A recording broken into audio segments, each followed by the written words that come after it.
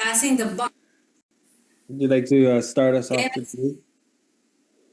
Yes, let's pray then. Thank you. Morning, everyone. Mag-pray na po tayo, no? Let's pray. I am really good with praying in the Spirit. I don't have word salad. Thank you. Thank you, Holy Spirit. We invite you this morning. This is the day that you have made. We will rejoice and be glad in it.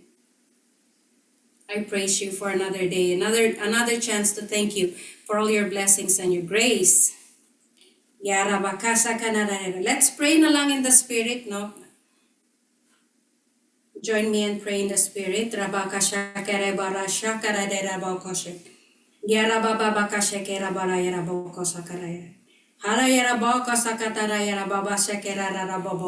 Yene makala kala keshekera bora shaka tere raboko sakare raboko.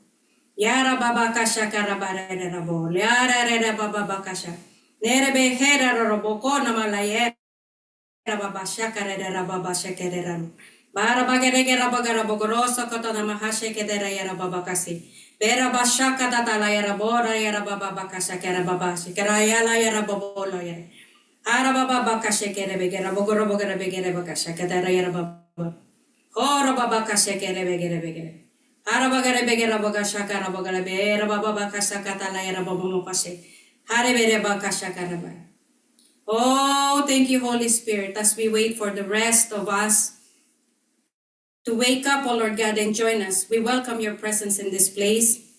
We pray for everyone, Lord God, who are preparing to go to send their kids to school, preparing for work, and those who are still waking up, Lord, wake them up, give them the energy, anoint them, anoint their tongues, anoint the tongue of the person who is going to speak today, Bishop Eric, Josh, and everyone who is going to share today, Lord God, that we will glorify your name and make us aware, O Lord, of your presence here.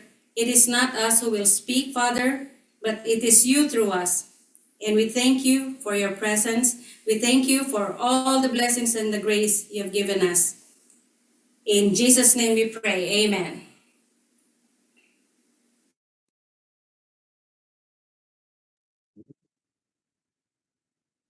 Good morning po sa inyo lahat.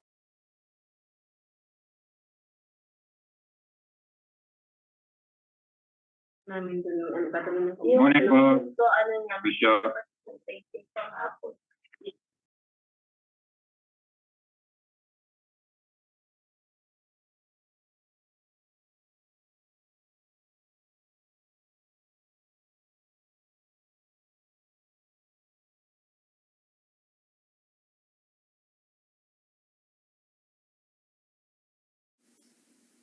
Makamute ka, Bishop.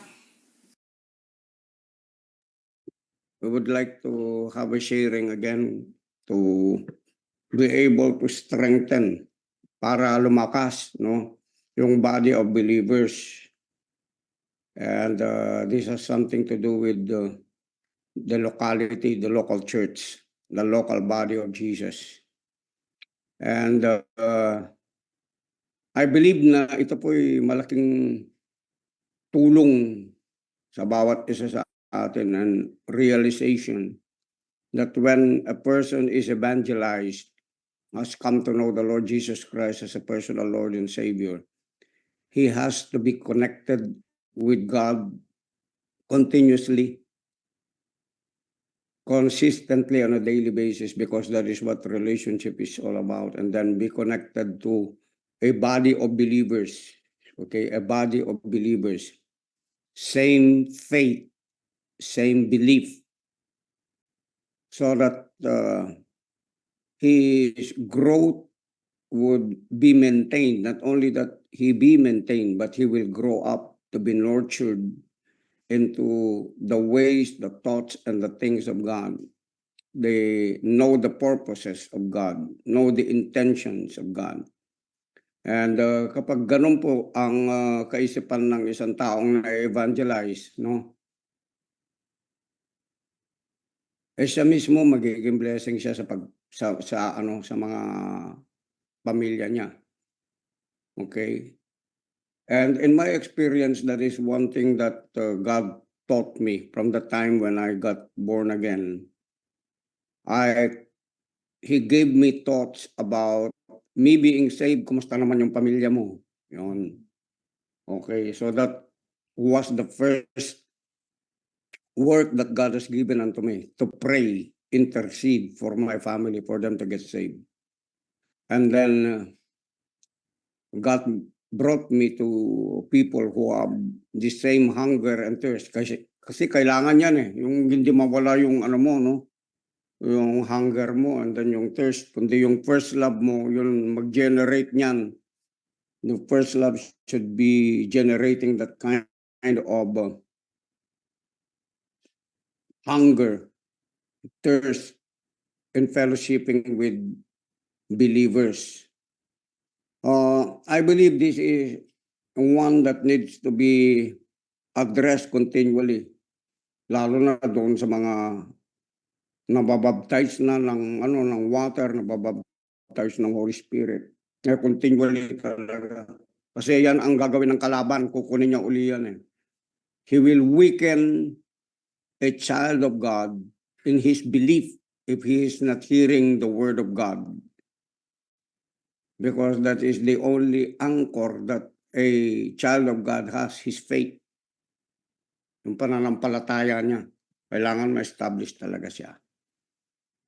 Okay, so we would like to hear some sharing kung ano na itong mga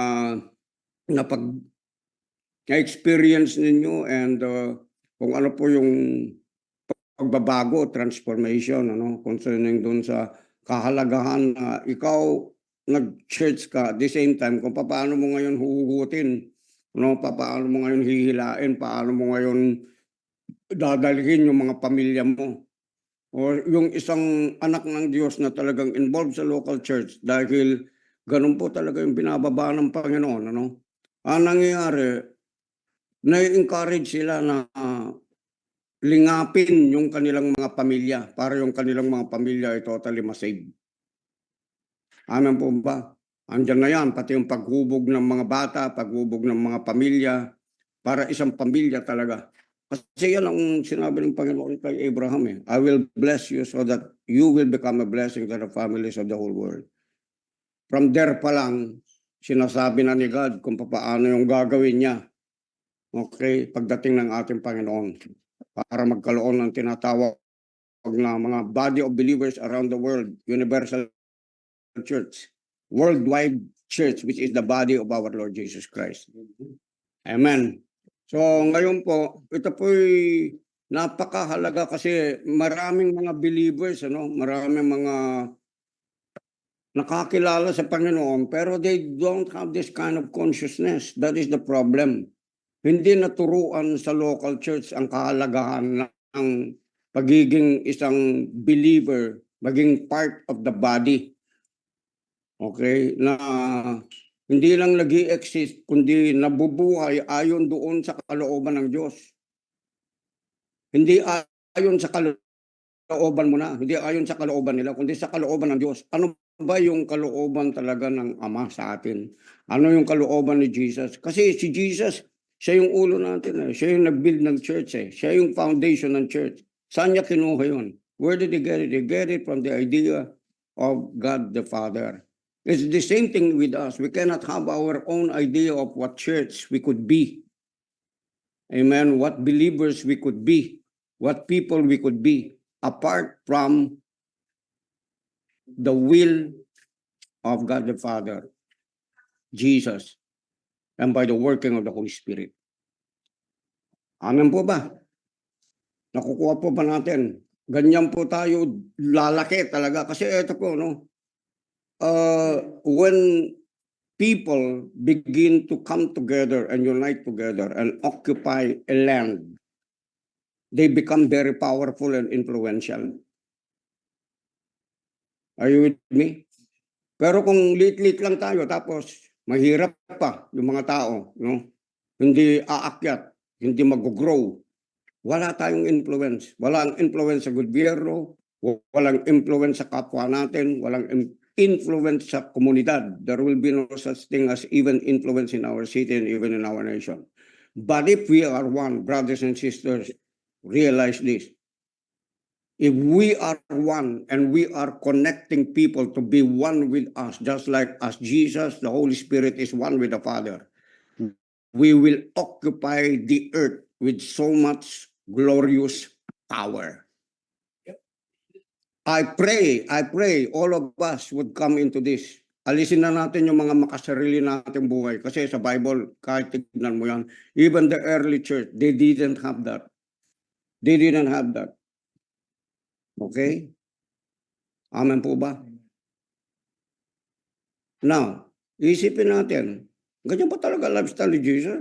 Pumunta ba talaga sa local church yan? Naglo-local church ba yan? Saan ba siya galing?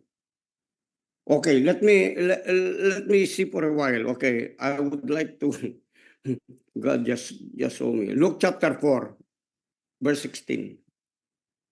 Luke chapter 4. Please get your Bible, write it down.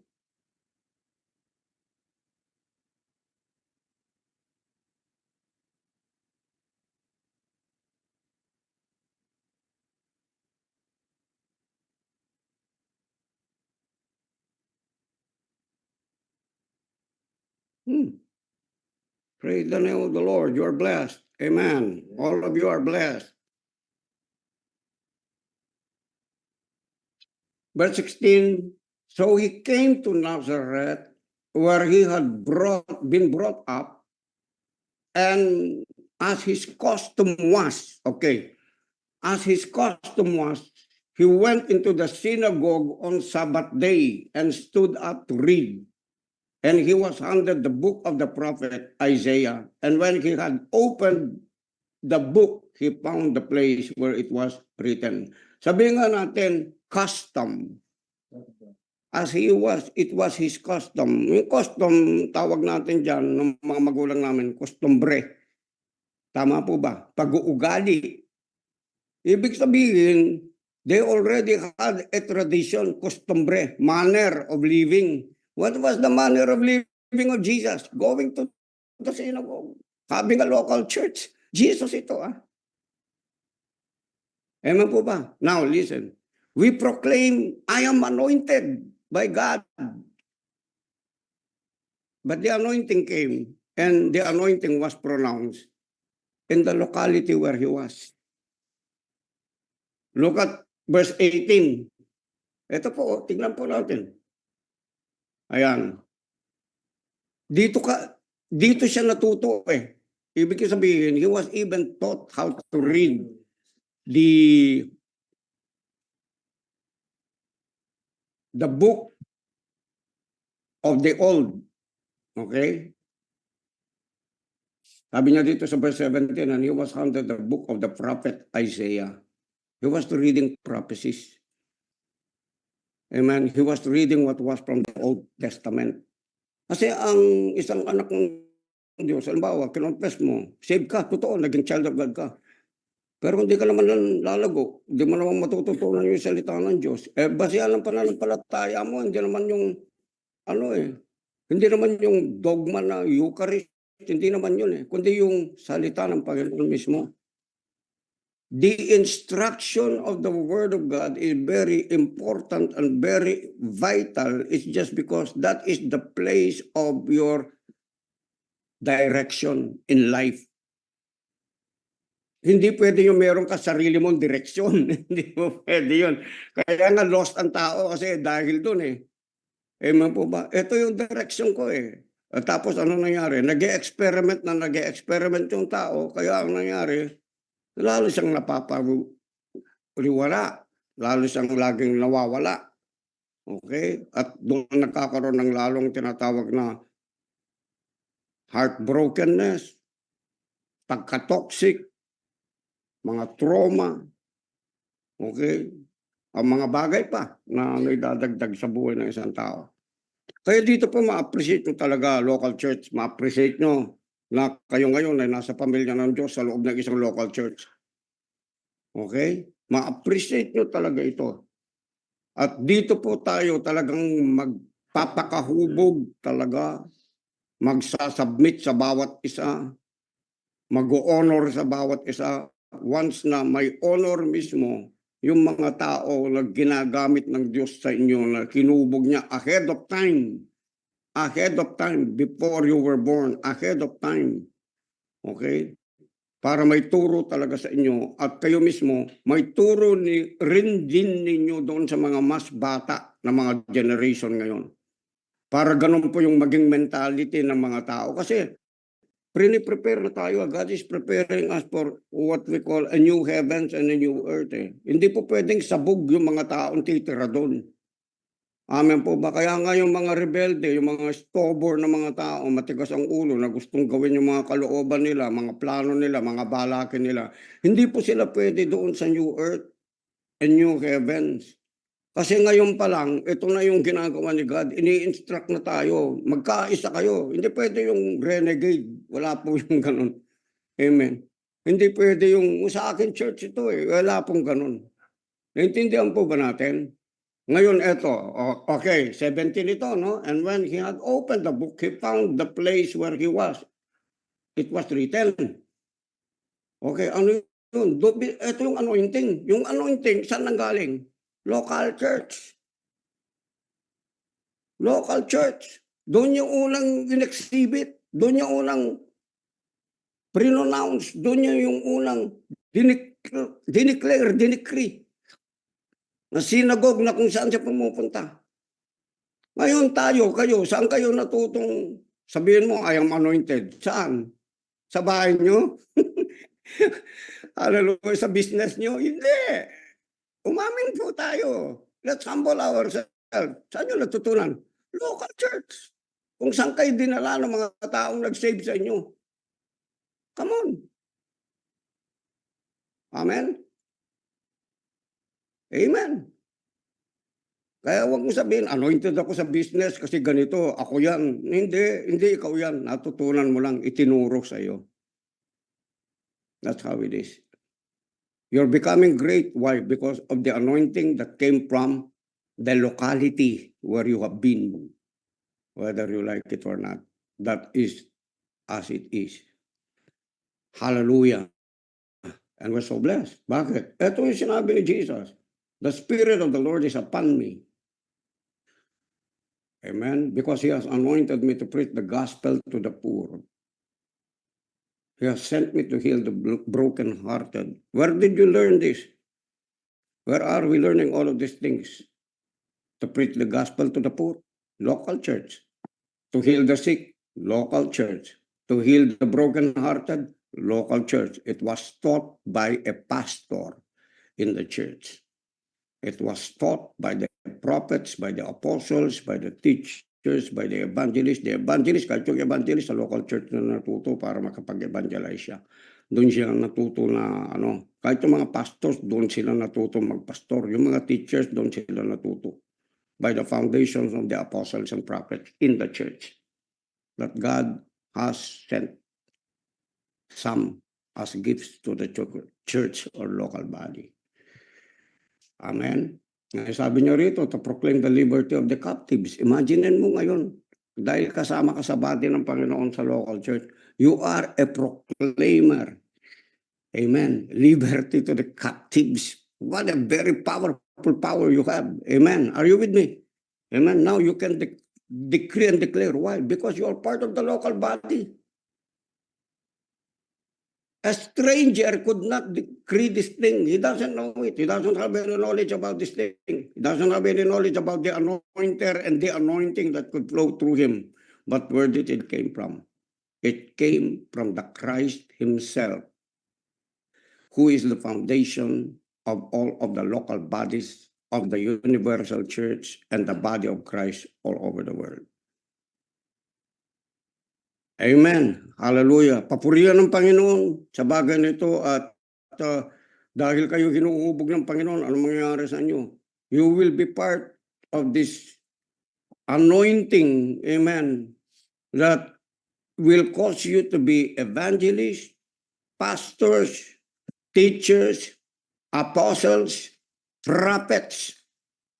This is what I call the work of the kingdom of God in the earth. Kung negosyante ka man, hindi yun yung tinatawag na pinaka-final na call mo. Yung pinaka-final na call mo dyan, negosyante ka, pero you are a preacher and a teacher of the Word of God to save people. Your aim, your goal, our goal is to save people and bring them into the kingdom of God. Amen. Kung halimbawa, nanay ka, okay. O, sige, ikaw yung, kumbaga, prinsesa ng bahay. Pero, hindi yun yung goal mo, na maglinis lang ng bahay. Ang goal mo, mag-disciple ka. Yung kapitbahay mo, o kaya yung kaibigan mo, yun pa rin. Still, you will be a person as part of the local body to integrate your friends, your family members to be discipled. Nagiget po ba natin, mga kapatid? Amen. Amen. Ngayon, ito, kung wala ka nito, hindi mo naintindihan ito, lagi kang merong pagdadaanan na malindaan. Why? Lagi ako may pinagdadaanan. Bakit ka merong pinagdadaanan? Kasi mali yung daan mo. Tapos laging mahirap yung pinagdadaanan mo. You know, Jesus said, those who are heavily laden, come unto me, for I will give you rest, for my yoke is easy and my burden is light. Listen, if your burden is light, you're out of the will of God. Why? Because his burden is light. Are you with me? If you are suffering, there are two kinds of suffering. Suffering that you created and the suffering of Jesus. The suffering of Jesus was your former suffering, supposed to be, but Jesus took it already on the cross of Calvary. Supposed to be your suffering is light.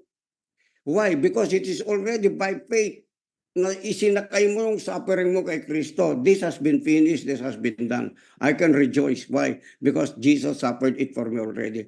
Pero kung out of the will of God ka, wala kang local church, wala kang teachings, wala kang prophecies, wala itong mga bagay nito na nagpapaunlad sa kaisipan mo para matransform yung isip mo, anong mangyayari sa'yo?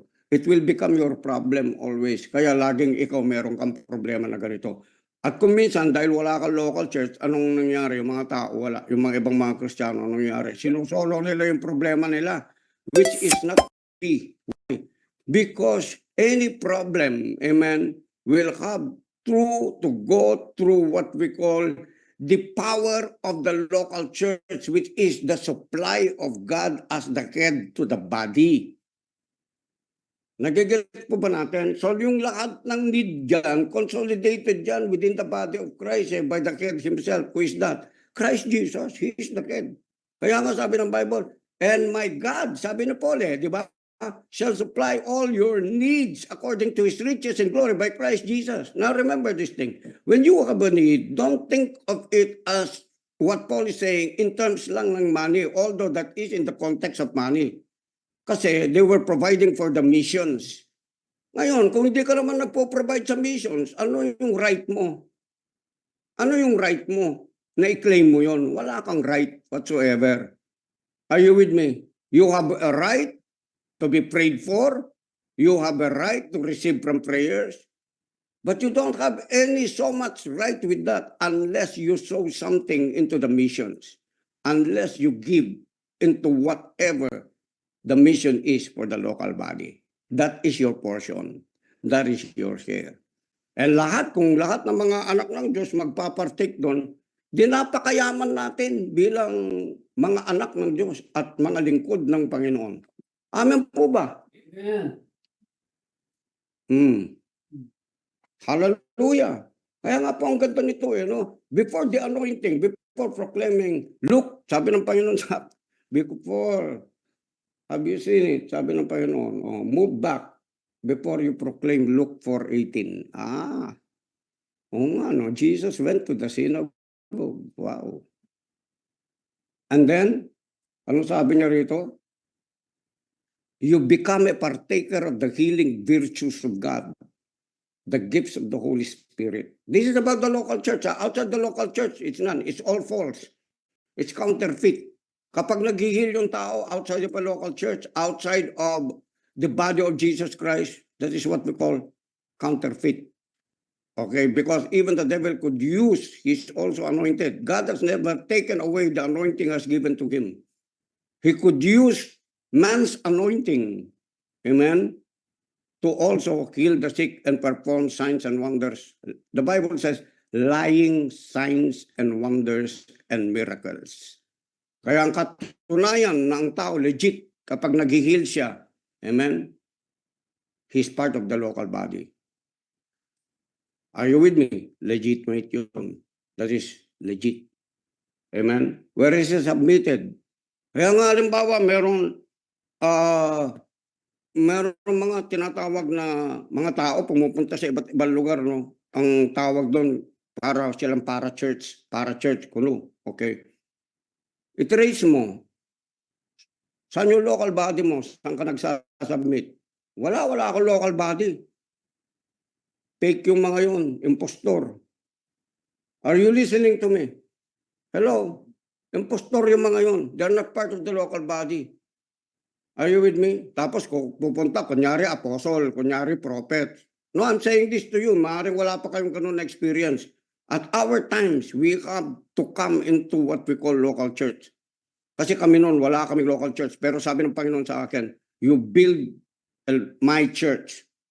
I will use you to build my church. It's not an organization. It's not just an institution, but a church of power, a body of power, a body of believers who will exhibit my anointing and bring my anointing to heal. Amen? To open the eyes of the blind. Are you with me? Amen? Kaya yung nagsasabing, hindi natin kailangan ng local church, that's wrong. Amen? Hindi ba nag-start sa house, pero sooner or later, katulad ko, nag-start, book of Acts started in houses in the New Testament. Amen, you read it. Acts chapter 3, 4, it started in 2, they were gathered together in the upper room, and then they spread together. They still did what is supposed to be done according to the leadership of the Holy Spirit, my brothers and sisters. That's why they became very powerful. They were united together. They were in one accord every day, proclaiming, okay, studying the Word of God, feeding themselves with the Word of God, praying together, supplying every need together that they have to sell even their valuables, their lands, to be able to become one with the local church that they were. Locality na tinatawag.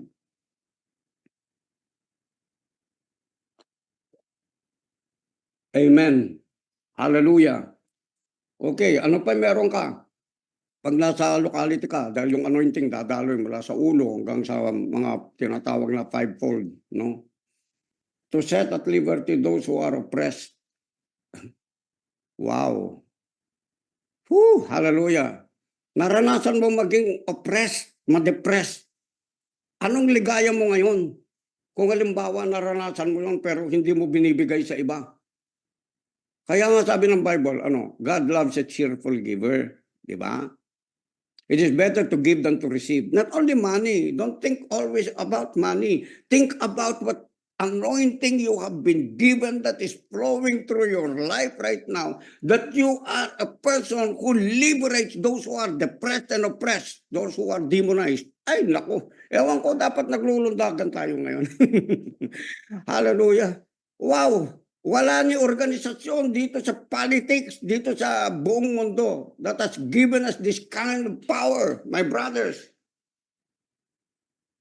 You set the people free from the captivity. Katulad nung narinig ko mga testimony sa inyo kahapon.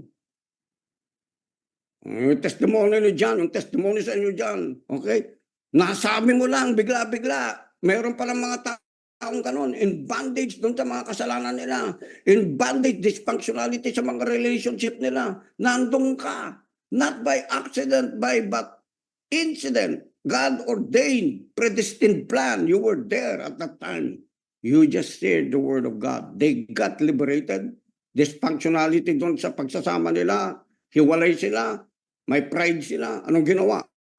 Inayos ng Diyos. Yung babae humingi ng tawad dahil iniisip niya siya yung breadwinner, siya daw yung may control doon sa lalaki. Imagine mo yun.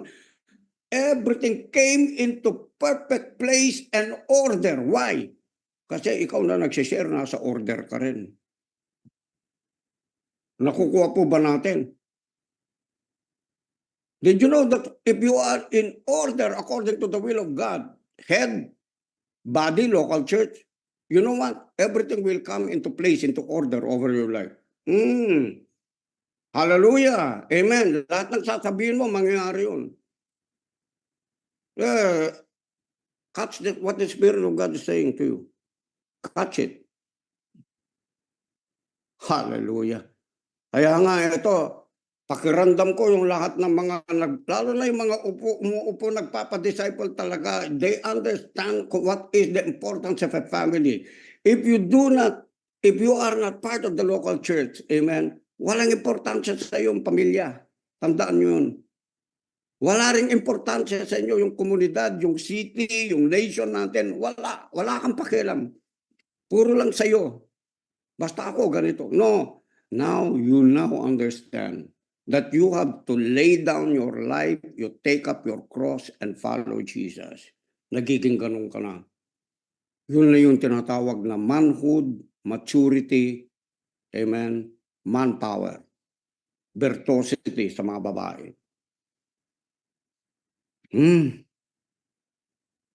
Amen. At the same time, yung mga nandoon sa locality nila, sila rin yung mga nag-a-advance ng kingdom ng Panginoon. Pag sinabi ng Panginoon, go to the place, let's go to this place. Why? Kahit na yung mga tao pinipigilan ka na gawin yung mga bagay na yon, yet Jesus has a command for the local church. What will happen? The leaders will set forth, amen, an advancement for the kingdom of God. They will, doon yung exercise ng tinatawag na authority natin for dominionate power. That's why we're going to dominate the forces that are in the world. Amen? And bring this glorious gospel of the Lord Jesus Christ. Ito, sabi niya, recovery of sight to the blind, to set at liberty to those who are oppressed, to proclaim the acceptable year of the Lord. Proclaim the acceptable year of the Lord. Alam mo kung ganito yung pakiramdam mo everyday, ito yung alam mo. Okay? Because you cannot believe anything that you do not know first. There must be first what we call information of revelation so that it will become knowledge that will be your instruction for direction. Amen. Pag wala yun, pag-gising mo sa umaga, yung utak mo, okay? Lalo na yung mga babae, talagang gusto nila security. They wanted their families to be secured. Sabog na yung isip, maraming iniisip. Pero kung man of God ka, isa lang yung isip mo. Amen. Ito yung direction natin. Hindi nagbabago yan. Bakit? Because Christ is the same yesterday, today, and forever. Dito yung takbo natin. Kasi, eto po, please understand what I'm saying. I'm not against any one of you sa mga kababaihan, lalo na sa pagdinegosyo, ganito lahat, ganito ganyan. Pero, alam mo, hindi kayo masasatisfy, hindi kayo mapupulfill kung out of order yung mga isip ninyo. Lalo na kung meron kayong asawa o kaya meron kayong partner o kaya ngayon pala yung mga boyfriend ninyo unstable, walang direction yan. Mawawala lang kayong para-pareho. Because the order is this. Man has been given the head to be the head of the woman. Because Christ is the head of the man and Christ is the head of the church. So the woman was created to be what? To be a helpmeet. Helpmeet ang ibig sabihin, ikaw yung umaalalay doon sa lalaki para ma-fulfill niya mismo yung tinatawag na order of calling ng Panginoon para doon sa assignment na gagawin niya dito sa lupa at kasama ka. Ikaw yung kumbaga taga-alalay. Are you with me? Yet you're being loved by God. You're being provided by God. Amen? Are you with me? Yung purpose mo, hindi para andirin yung asawa mo at ikaw yung maging head dahil ikaw yung may pera. O ikaw yung may talino. Lahat ng bagay na inilagay ng Diyos sa iyo, saan galing yan? Galing kay Adan, galing dun sa lalaki. At hindi, you're not going to have fulfillment in life no matter how intelligent you are, no matter how rich you are, no matter how good you are in your business, you will not find contentment in that because your life is out of order. Are you with me? You are not submitted to a man. That's the order of God. Nagigit po ba natin? From the very beginning, ano sabi ng Panginoon? Okay, I will make you a helpmeet. O ibig sabihin talaga, yung mga babae talaga, yan ang talaga nagbibigay ng, alam mo, kalakasan doon sa lalaki para yung lalaki ma-focus doon sa direction, vision, yung dream ni God, vision of God, dream ni God. Ako ganito, kinukuha ito eh. Sabi ko, it's not my vision, Lord. It's not my dream. I don't have anything. I'm just riding, okay, the place where you have placed me as a vehicle to be able to bring your glory here on earth. I put my trust in you, Christ Jesus, and Holy Spirit, guide me to think likewise that as Jesus has submitted to the Father, I will submit myself to your will. I do not have any of my own, no.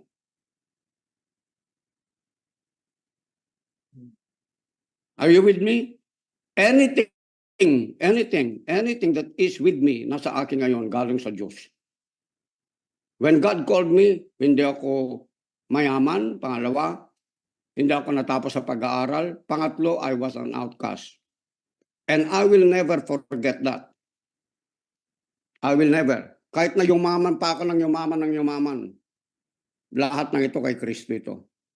Kaya hindi pwedeng lumaki yung ulo mo.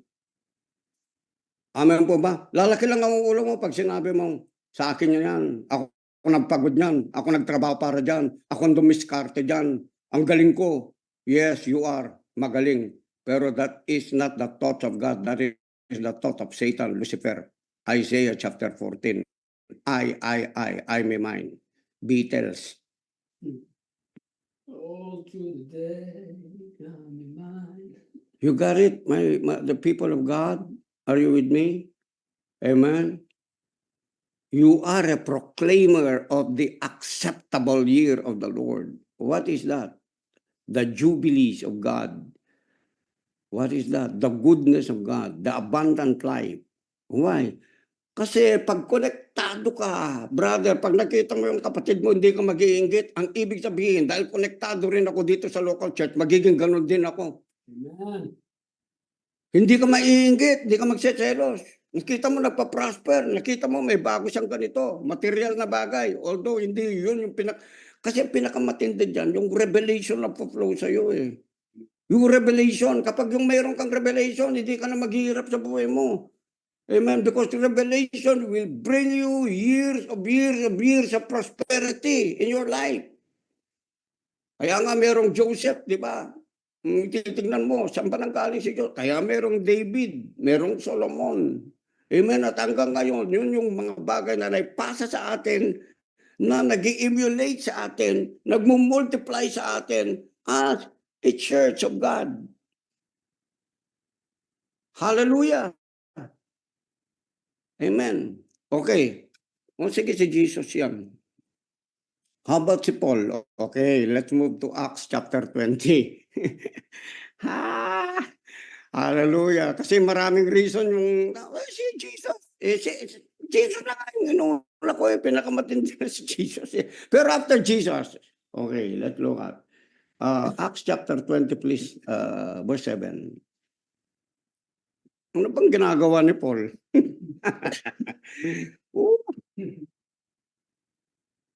Hallelujah. Maraming mga anak ng Diyos, estranghero sa sarili nilang kingdom ng Lord. Alam niyo yun, estranghero, alien. Ano ba nangyayari dyan? Pasulpot-sulpot lang. Nasa church, magse-cellphone pa. Hindi nakikinig. Kayo wala, hindi nagpapartake. Hindi tumutulong. Pero ano, Gusto yung blessing. Gusto nila yung benefits, pero ayaw nila yung blessing. Yung tunay na blessing. Ayaw nila yung word of God. Basta i-bless mo lang ako. Pastor, pray for me. Please bless me. Bless me, bless me. Alam niyo, sabi ni God sa akin, do not just lay hands on anyone lest you partake of their sins. Ano sabi ng Panginoon? Anong gagawin mo pag ikaw na-bless? Ano sabi ni Jesus? Ikaw, na-heal ka. Bumalik ka ba doon sa pare? Para i-bless yung pare? Si Jesus ito Pa-pray ka ng pa-pray, i-bless. Pagka nagkaroon ka ng deal, sarili mo yung deal mo. Hindi ganon. Meron kang deal, nag-deal. Sino nagtuturo sa inyo? I-bless mo, sabi ng Panginoon. Kahit si Paul, sinabi niya. Naging blessing ako sa spiritual na bagay sa inyo. Yung mga material yung bagay, wala ba akong karapatan dyan? Although na hindi ko ginagamit yun, pero to remind you, sabi ni Paul. Kasi body tayo Hindi pwedeng ito lang yung nabibless. Tama, ito lang yung tumataba. Pangit po yun, abnormal kung ito lang yung tumataba. Tama po ba? Huwag kayong matigas ang ulo. Yung iba, basta ako, sarili kong diskarte yan. Ako nag-aral, hindi naman ikaw. Wala kang alam kundi sa grasya ng Diyos. Wala kang magagawa kundi sa grasya ng Diyos. Sabi nga, apart from you, without Jesus, without me, you can do nothing. Amen. Ayan, tatatag kayo sa mga lumalabas na tinuturo ng Panginoon sa atin, mga brothers. Amen po ba? Okay, where is that? Now read it. Nakakatawa ito No, ESV translation. Kailangan pag nababasa ka ng Word of God, talagang kumbaga meron kang para kang kumakain ng masarap na mangga, katulad ni Diyos. Ayan. Pag nakakita ng mangga ito, mata niya lumalaking gano'n, no? Sabi ko, may bili nga ng isang tiklis na mangga ito. Isang tiklis na mangga para Amen? Unlimited. Unlimited. Kung mayroon tinatawag na unlimited rice, di ba? Unlimited mangoes. Naalala ko nung pumupunta kasi sa Manila, ganun kasi No, mga isang tiklis na mangga. Okay. Anyway, let's go to this. Verse 7, tignan nyo. On the first day of the week, when we were gathered together to break bread, on the first day of the week, the inauguration of the church, Paul, amen, established local churches. On the first day of the week, kasi dati Sabat. Ngayon, nagkaroon ng pagbabago. Kasi Jesus came to fulfill the law and the prophets. Amen. So by that time, after the acceptance of the people, they became children of God.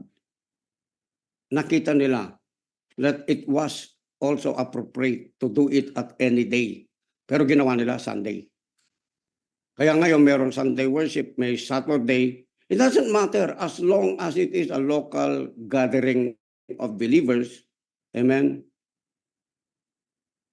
With the proclamation and declaration of the good news of God by His grace. On the first day of the week, when we were gathered together to break bread, Paul talked with them, intending to depart on the next day, and he prolonged his speech until midnight. Ganito klase mag-local church itong mga ito. Hanggang madaling araw. Hanggang madaling araw. Basahin nyo. Hallelujah. Until midnight. Until midnight. That's how they fellowship together. Non-stop. That's why the anointing was so thick. Napakatindi ng anointing. Kapag yung lagi-lagi nag-uusap, nagsishare, nagpe-pray, nagbe-break ng word of God, ano mangyari? The anointing will be so strong that you don't have any problem concerning your needs. Second, the sick will be healed. Not only that, the dead will be raised. Okay, tignan natin There were many lamps in the upper room, where we were gathered, and a young man named Eutychus, sitting at the window, sank into deep sleep as Paul talked still longer. Meron talaga yung mga makakatulog habang nakikinig ng salita ng Diyos. Ano? I pray hindi sila mahulog doon sa kanilang mga upuan at mamatay naman para hindi na natin sila buhayin. Amen. Kasi sa pamamagitan lang ninyo, I don't even have to go down to the pulpit to raise the dead in the chair. Kayo na, ng katabi ninyo, kayo na ang, hoy, gumising ka na dyan. Nasa heavenlies ka na, iniiwan mo kami. How about this na mangyayari? Amen, sa mga local churches. Kasi sobrang anointing nasa atin. Amen, yung mga may sakit, magtatalsikan yung mga demonyo, aalis sila. Sobrang kapal, hindi lang may stand, hindi lang yung anointing, kundi yung glory ni God. Nagigets po ba natin, mga kapatid?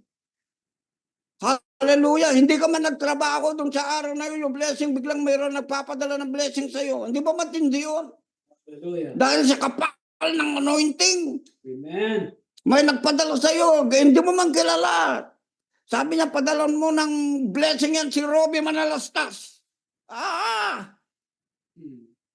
Di ba? Amen. Oh. Padala mo yan si Pastor Dong, galing pa ng kabanatuan yan. Padala mo ng blessing yan. Si Francis na nag-evangelize. Amen. Si Donnie na nagpipreach. Si John na nagpipreach. Yung mga lahat ng mga taga-powerhouse. Hawa-hawa yan. Imaginein mo yun.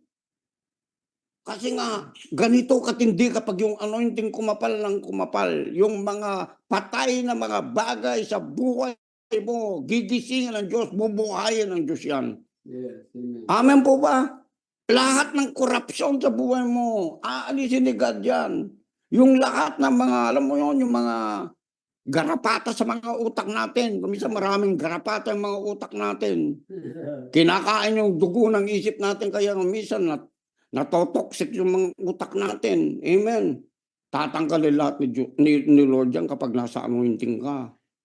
Amen. Anointed church. Amen. That's why God is the anointer in the local church. Amen. And the anointing flows to the family members, to the community, to the business world, to the marketplaces, until yung mga syudad natin aasenso, magkakaroon ng mga panibagong building, there will be employment. Amen. Dito sa Angeles City, di ba ninyo napapansin pati yung mga daan lumalapad ng lumalapad. Yung daan namin dito, lumapad na ng lumapad eh. Karoon ng expressway.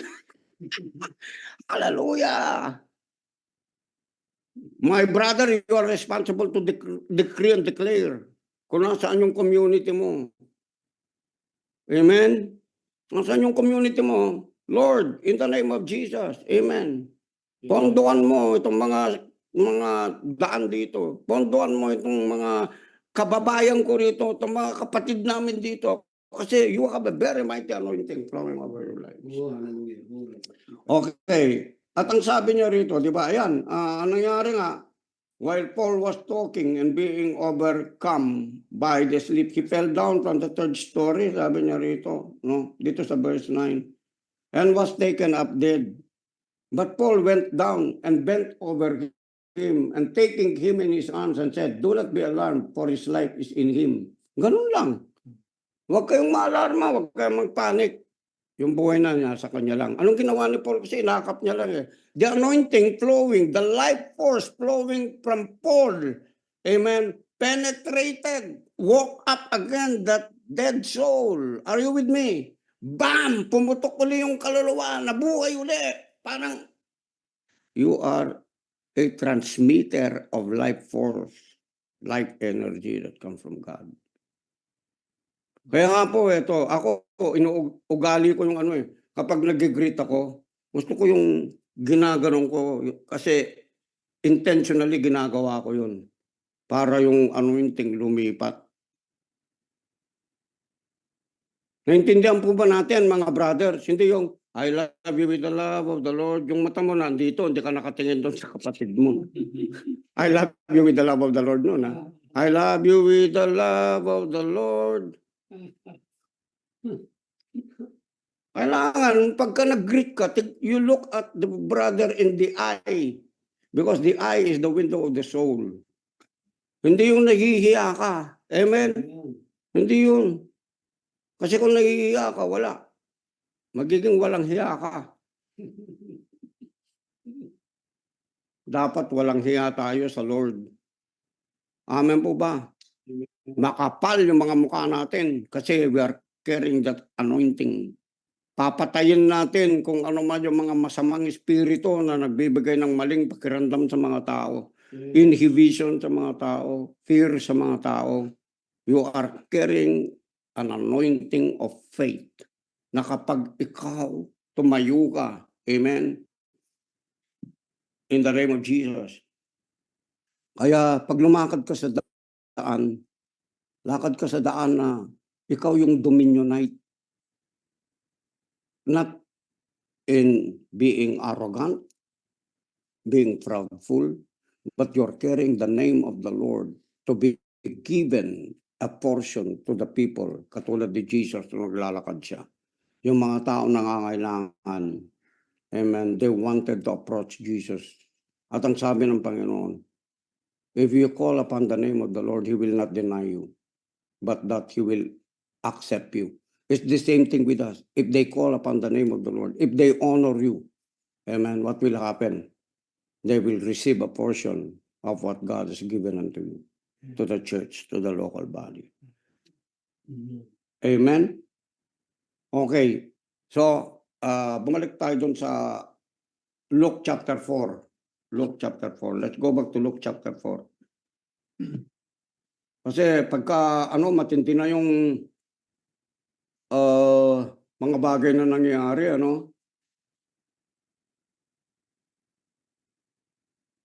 they will hear about what's going on in our city. They will hear what's going on in our locality. Amen. And even leaders of the churches will have a mind what's going on there in Powerhouse. The praise and worship is very anointed. They have a strong band together as a family at Powerhouse. I see them as like a fire, a flames of fire. No?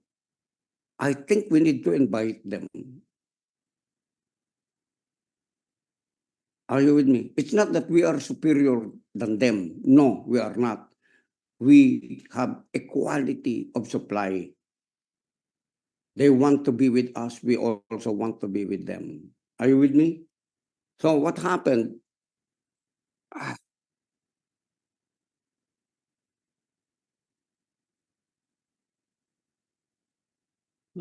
Sa loob ng synagogue, loob ng local church, mayroon talaga yung mga pagpasensyaan natin. Yung mismo mga misan, mga antichrist, pumasok. Gusto nila mangyari yung gusto nilang mangyari. Pangalawa, meron yung mga nagbabantay, naghahanap ng mga butas sa kanilang mga kapatid. Natitisod sila. Hindi bago yun kahit ng panahon ni Jesus. Hindi yun yung goal natin. Hindi rin yung motive natin yun para tayo magkaroon tayo ng pumasok tayo sa loob ng local church. Okay? Magsimba. Yung iba, chismis. Pabayaan nyo yung mga chismoso at yung mga chismosa. Naintindihan po ba natin? Are you listening to me? Do not partake any of that. Amen? Speak to them in the language of God towards them. Brother, kung ganyan man yung nakikita mo, sabi ni God, ito yung ni God kasi sa atin. Ipanalangin natin. Hindi yung ichichismis natin. Hindi yung maiinggit tayo. Wala tayong pakialam sa mga buhay nila. Kasi ganito yun. Kahit na meron ka nakita, iniisip mo, ganito itong taong ito. Ba't ganun yung ginagawa niya? Why is he like that? You may think as if you are the one who is right, who is correct. But still, your thoughts are not the same as his thoughts in which God is dealing with. Yung sa isip niya pala maganda rin, yung iniisip niya. Kaso iniisipan mo ng pangit dahil gusto mo gawin niya yung bagay na gusto mo. Hindi yun. Let us be considerate with one another. Let us walk in truth. Let us walk in kindness. Let us always walk in grace, compassion, forgiveness, and the goodness of God. Amen. Let us bless one another. That is what the local family is all about. Kaya nga mas matindi tayo kaysa dun sa pinaggalingan natin, mga pamilya natin na dugo lang at laman. Ito kasi espiritu na ito, spiritual, pinakamalalim, pinakamataas, pinakamalawak, okay, na relationship.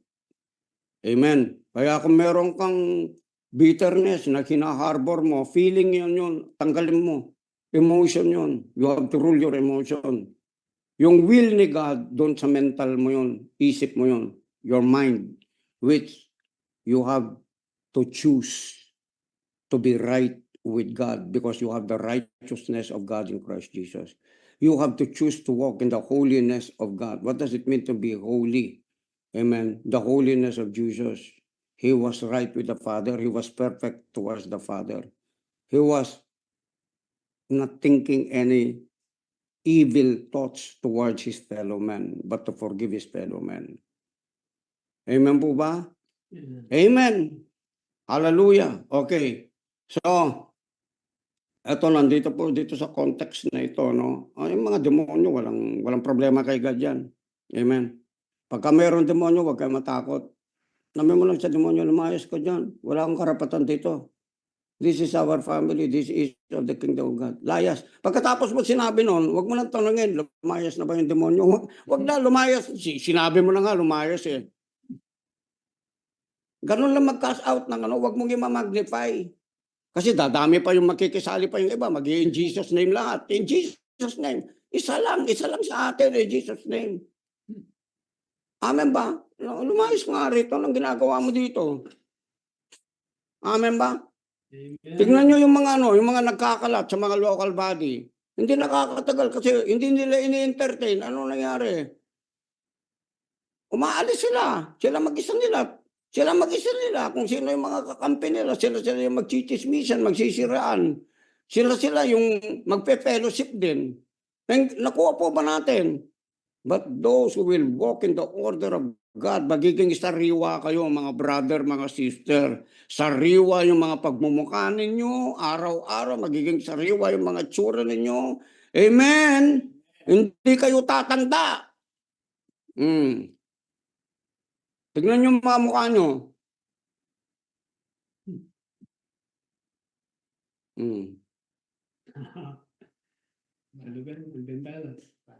Alam mo, pinaka-the best, no?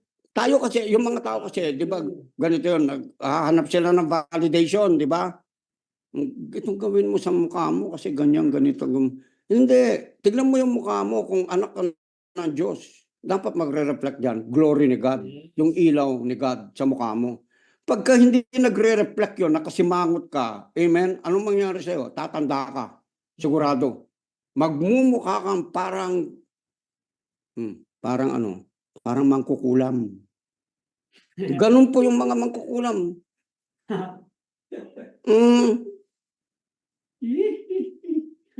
Tapos sasabihin mo, kinukulam yata ako. Ikaw mismo kinukulam mo yung sarili mo.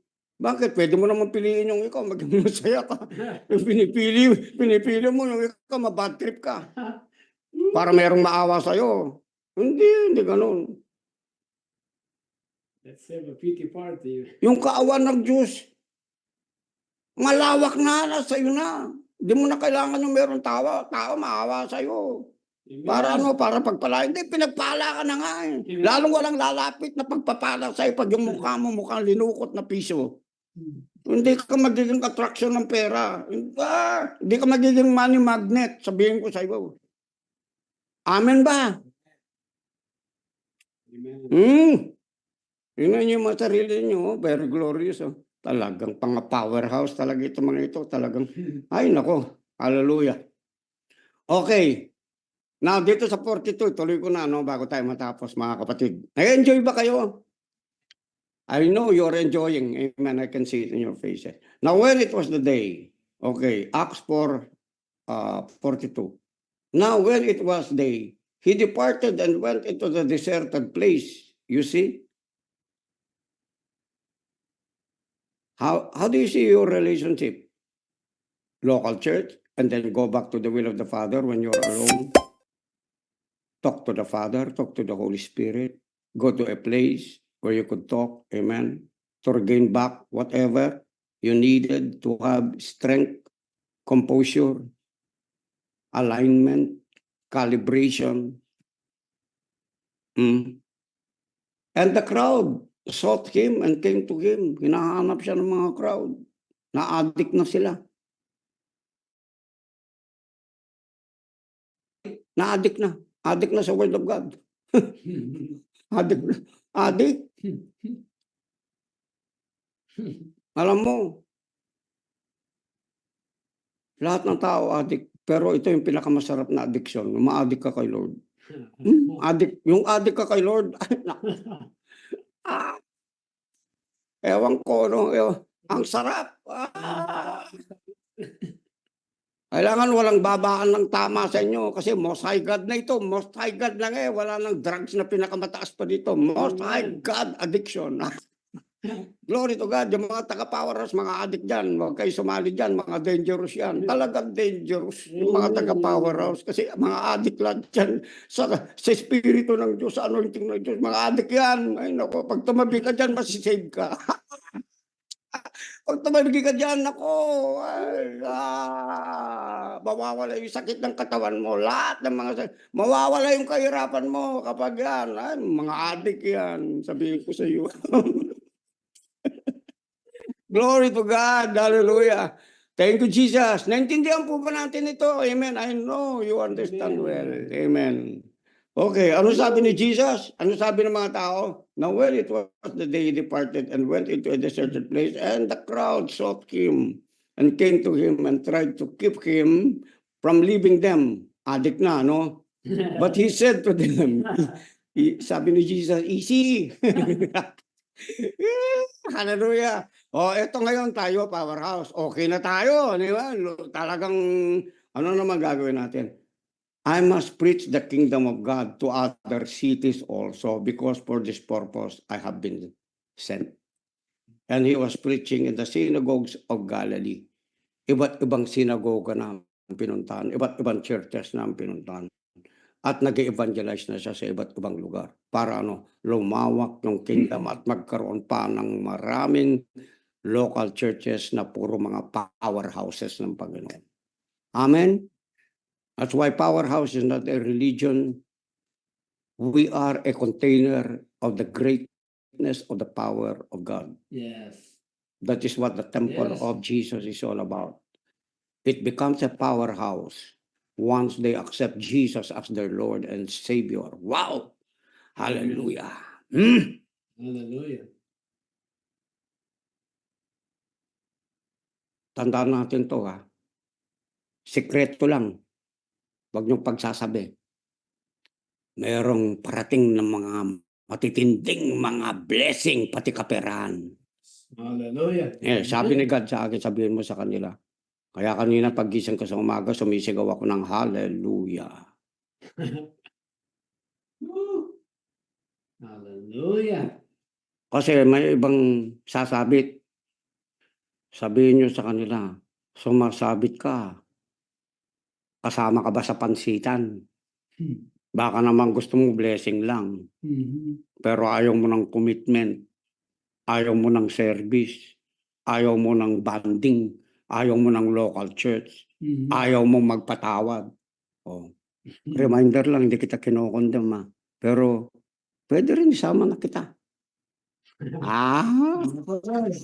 Amen. Isama na kita. Sama-sama tayo. Amen po ba? Amen. Okay. Anong oras na? Tigil na muna ako. Tuloy natin ito mamaya. Mamaya may synergy na naman, no? Wow! Amen. On fire yung lahat ng mga powerhouse ng Panginoon. Parami tayo ng parami. Amen. Occupy natin ang buong Angeles City at mga probinsya, mga syudad. Kapag pumunta na tayo, invasion. Powerhouse invasion, the power of God, amen, is released unto every cities, communities, provinces throughout the nation of the Philippines. and Amen. sooner or later the nations of the earth. That's why it is a powerhouse nation. Amen. Under the head Christ himself. Amen. God bless po sa inyo lahat sa araw na ito. Amen. Bishop.